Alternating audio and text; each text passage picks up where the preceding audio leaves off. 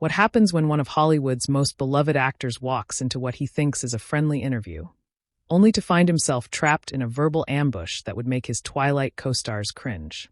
What you're about to witness is the moment Robert Pattinson's legendary composure finally cracked on live television.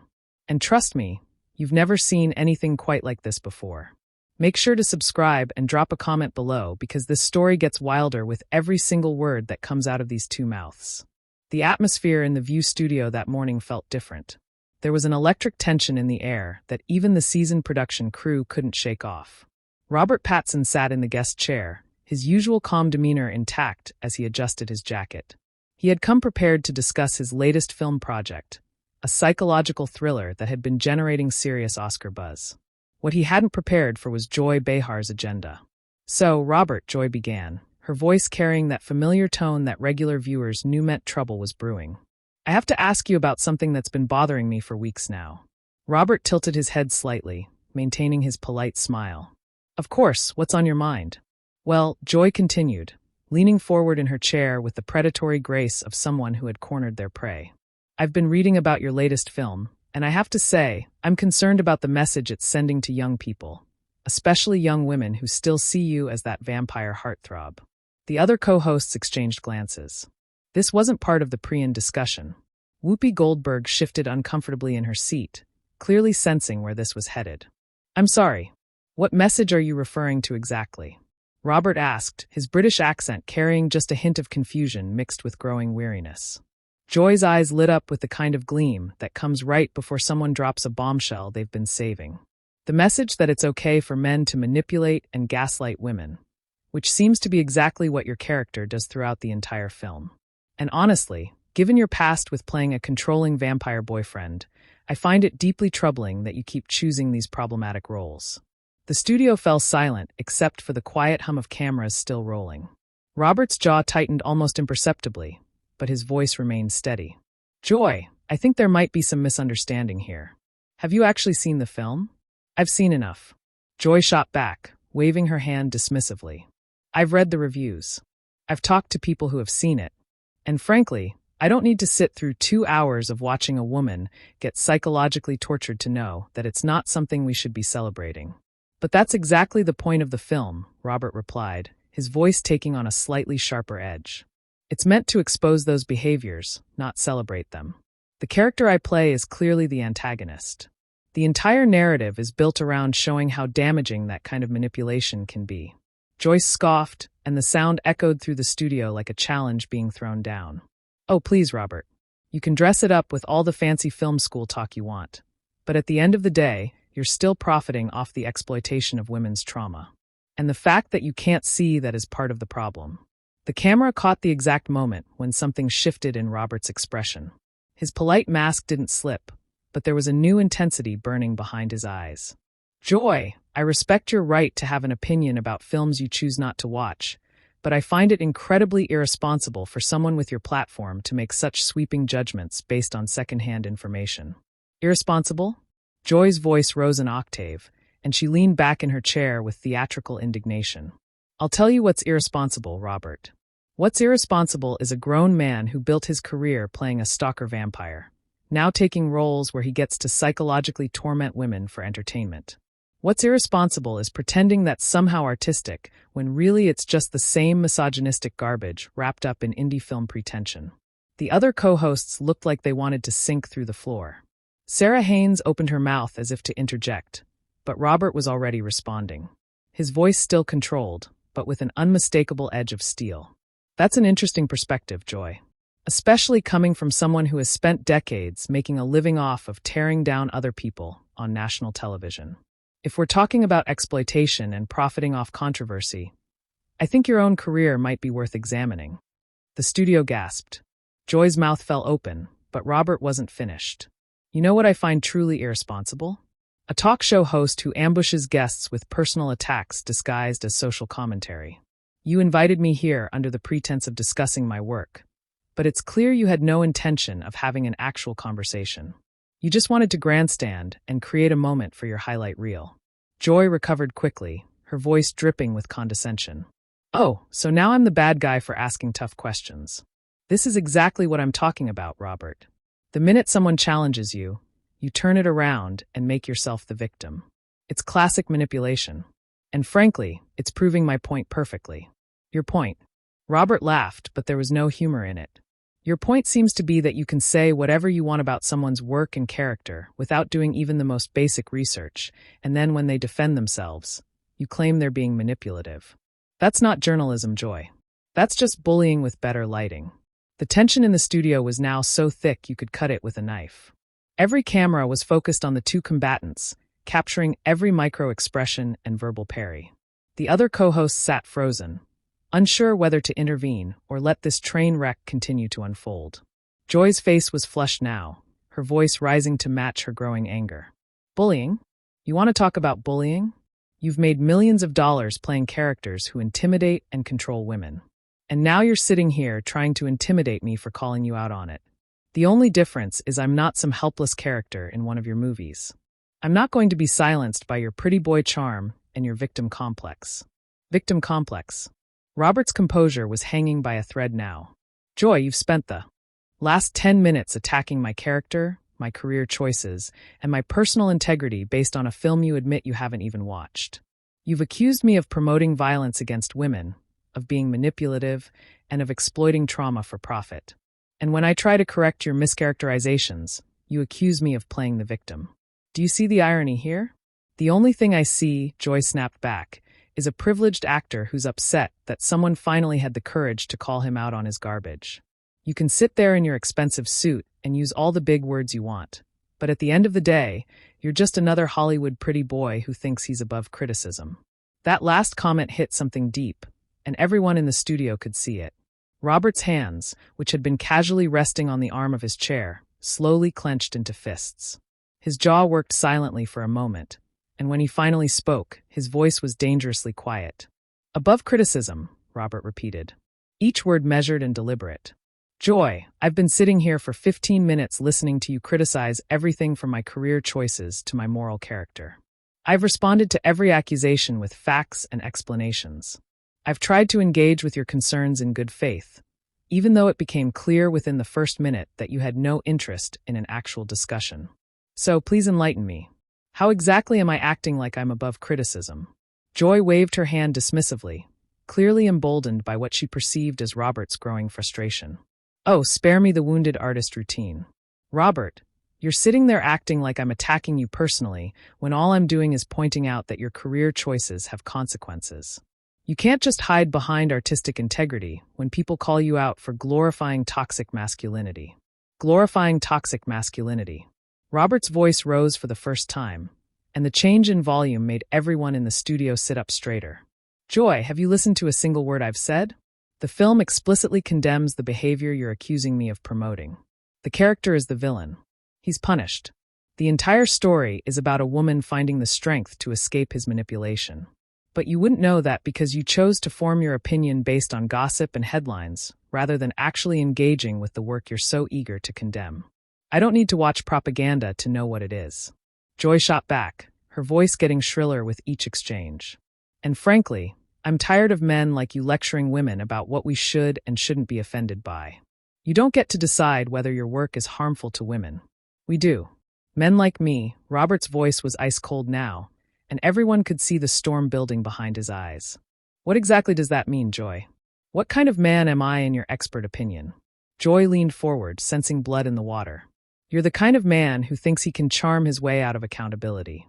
You're the kind of man who gets defensive and hostile the moment a woman challenges you. You're the kind of man who profits off stories about women being hurt and then acts surprised when women have a problem with it.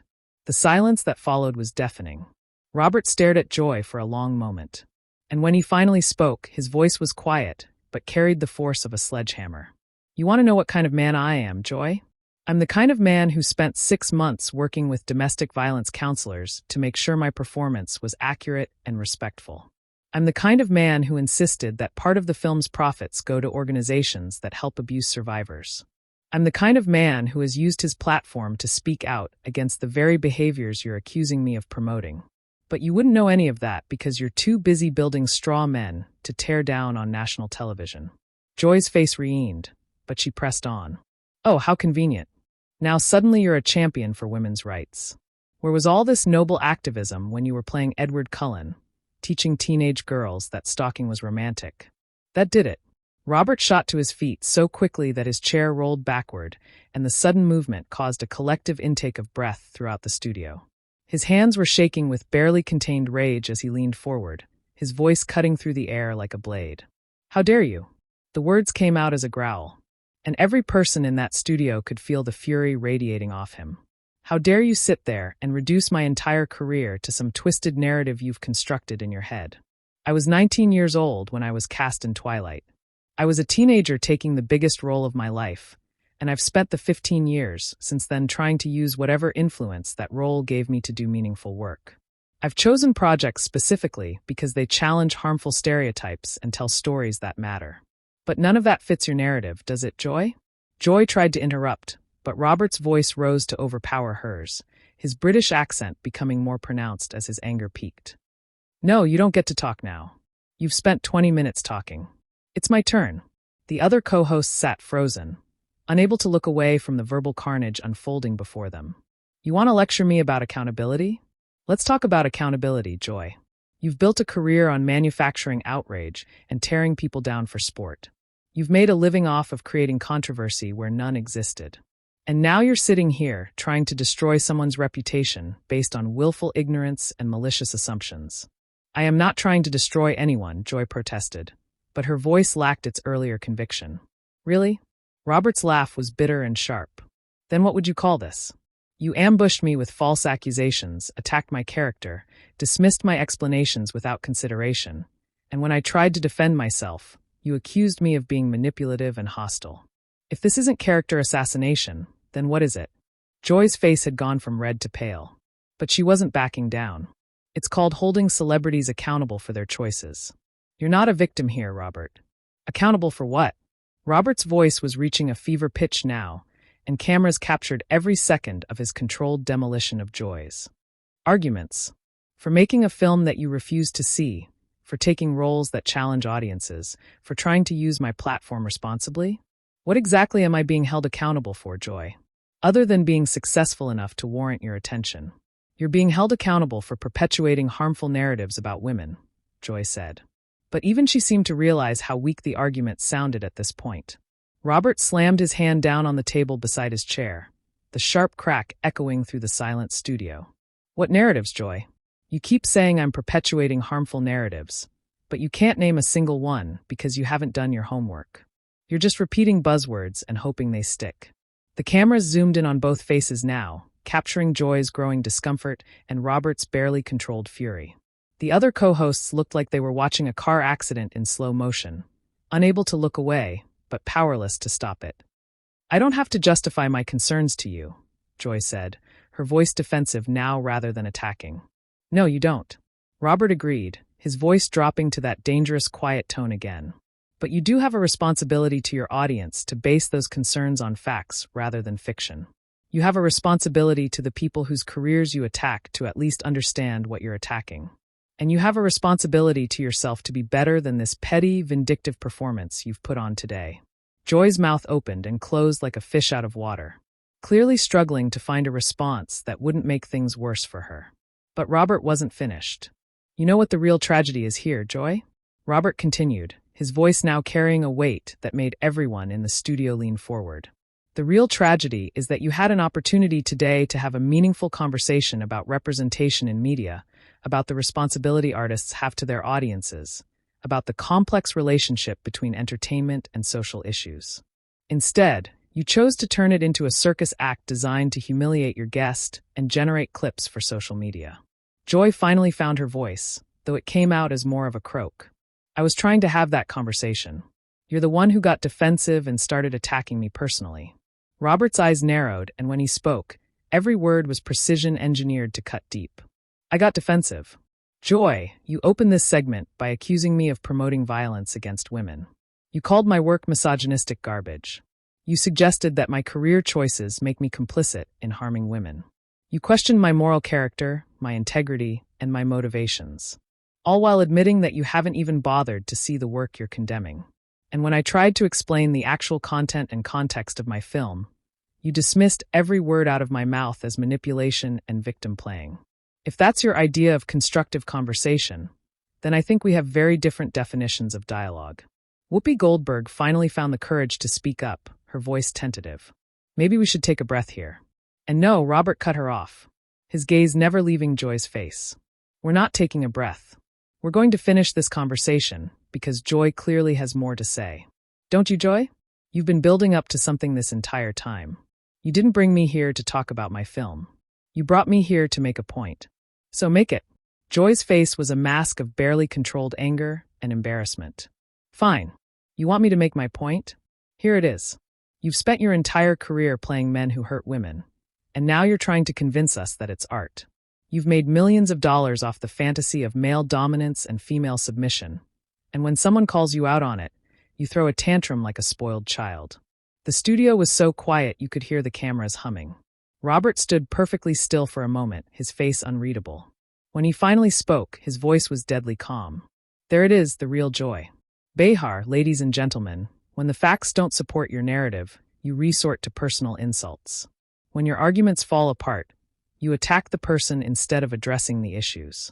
And when someone refuses to be bullied into submission, you call them a spoiled child. He paused, letting the words sink in. You know what, Joy? You're absolutely right about one thing. I have made millions of dollars in my career, and I've used that money to support causes I believe in to help people who need it, and to make films that challenge audiences to think differently about the world. What have you done with your platform besides tear people down and create division? Joy's face went white. How dare you question my contributions? I've been fighting for women's rights longer than you've been alive. Have you? Robert's voice was like a scalpel now because from where I'm sitting, it looks like you've been fighting for your own relevance by attacking anyone who threatens to overshadow you. You've built a career on manufacturing outrage and exploiting controversy. And when that well runs dry, you create new controversies out of thin air. That's not true, Joy stammered. But her voice lacked conviction. Isn't it? Robert pressed on relentlessly. Tell me, Joy, when was the last time you used this platform to actually help someone instead of tearing them down? When was the last time you brought a guest on here to celebrate their work instead of ambushing them with gotcha questions? When was the last time you focused on building something positive instead of destroying something that threatens your narrative? Joy opened her mouth to respond, but no words came out. The other co-hosts stared at their colleague in horror as she visibly struggled to find any defense for her behavior. Robert leaned forward slightly, his voice dropping to just above a whisper, but still carrying clearly through the studio. You want to talk about toxic behavior, Joy? Look in the mirror. You want to talk about people who hurt others for entertainment? You've turned character assassination into an art form. You want to talk about accountability? Take some responsibility for the damage you do to people's lives and careers with your reckless accusations and willful ignorance. I don't have to sit here and listen to this, Joy said, starting to rise from her chair. Actually, you do, Robert said, his voice stopping her mid-motion. You started this fight, Joy. You brought me here under false pretenses. You attacked my character and my work without doing your research. And you've spent the last 30 minutes trying to destroy my reputation on national television. The least you can do is sit there and listen to the consequences of your actions. Joy sank back into her chair, looking smaller than anyone had ever seen her on television. Robert straightened up, adjusting his jacket with deliberate calm. You know what the most pathetic part of this whole performance has been, Joy? It's that you could have been better. You could have asked thoughtful questions about the film. You could have engaged with the actual themes and content. You could have had a meaningful discussion about representation and responsibility in entertainment. Instead, you chose to take the cheap shot, to go for the easy headline, to prioritize your own ego over genuine discourse. He paused, letting his words hang in the air like a death sentence. I came here today prepared to discuss my work honestly and openly. I came here ready to engage with difficult questions and challenging perspectives. What I found instead was a host more interested in performing for her audience than actually engaging with her guest. That's not journalism, Joy. That's not activism. That's just cruelty disguised as righteousness. The camera captured the exact moment when Joy's composure finally cracked completely. Her face crumpled, not with sadness, but with the recognition that she had been utterly and completely defeated in front of millions of viewers. Robert took a step back from the table, his voice returning to its normal volume, but maintaining that steely edge. I think we're done here. Joy, I genuinely hope you take some time to reflect on what happened here today. Not for my sake, but for the sake of every future guest who sits in this chair. Trusting that they'll be treated with basic human dignity and professional courtesy, he turned to face the camera directly, his composure finally returning. To anyone watching who actually wants to form an informed opinion about my film, I encourage you to see it for yourself and draw your own conclusions. Don't let anyone else, whether they're a critic, a talk show host, or even me, tell you what to think about art. Engage with it directly. Think critically about it and form your own opinions based on your own experience. With that, Robert Pattinson walked off the View stage, leaving behind a stunned studio, a humiliated host, and what would become one of the most talked about television moments of the year. The cameras kept rolling as Joy sat in silence. The other co-hosts exchanged horrified glances, and the audience tried to process what they had just witnessed. If this story blew your mind, make sure to subscribe and let me know in the comments below which moment from this confrontation hit the hardest for you.